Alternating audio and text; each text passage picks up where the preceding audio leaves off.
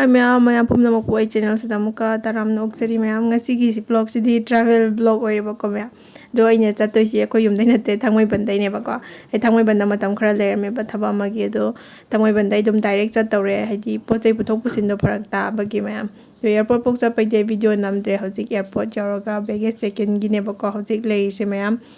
do ay nya chat tawri se maya Delhi da ne khoi mama hoi ga punna chat toy ne khoi hojik baggage second si loiraga ngairaga chat tawgi matam khoi gi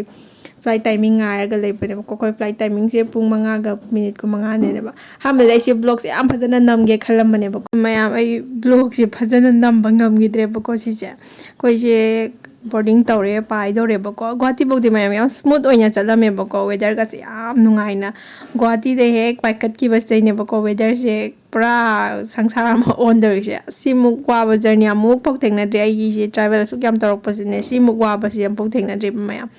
koi se Delhi yobada padam thenge koi na Delhi yobase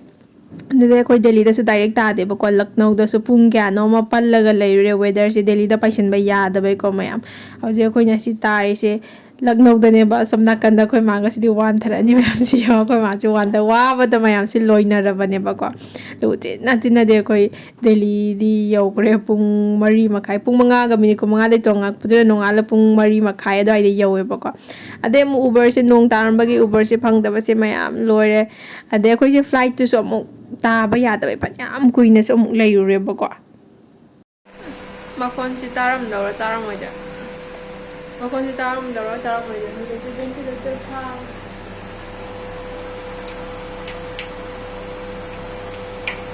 mo si ben ti da ka mu thake chi mu tak re ma'am yo re ba ko khoi na thung ise khoi ma mo oi de ne ba ko do khoi ma mo na hoi yam hoi do kaino tawbagi haidi flight to pai ba ya da bai nong ta bai ko pai ba ya da bai Lucknow da ku ina mu su lai re ba ko dugi thenge ba khoi no ji yo re ise hoji ayuk ki pung kaino gum ta dor mani kya mung ta ka pe yeng ke ko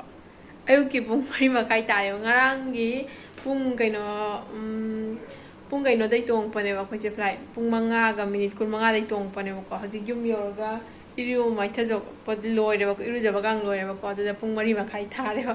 do khoi ma mo na chain jang kha thonga mi mayam asi blog si hai sum ai travel to bodu gi ucharak pane ba ko to ai khoi hinjang kai ka do ulake du ga chak jar ga chak char age silere ko ma mo na thonga mi ba sina chicken ne yen ne ba ko sina how dong ma le dagi sina san dong mane hai sina san dong mane mayam san dong mo sile harani do ga khoi ma moi fresh yang se e kari no ba tawri se bo hong na ri bra ba pra ai se jam mo se le le se fresh se hare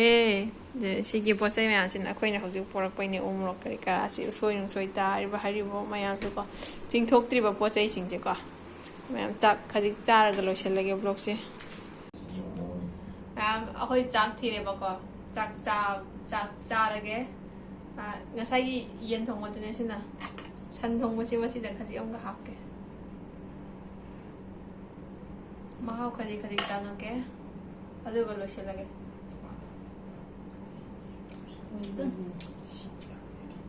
wa san thongmo di hao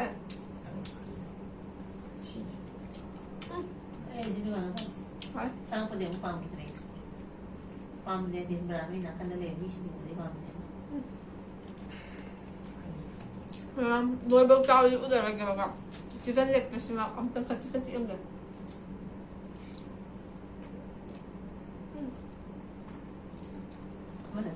không nhom nhắc luôn chứ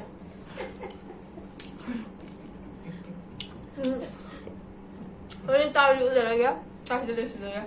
bye bye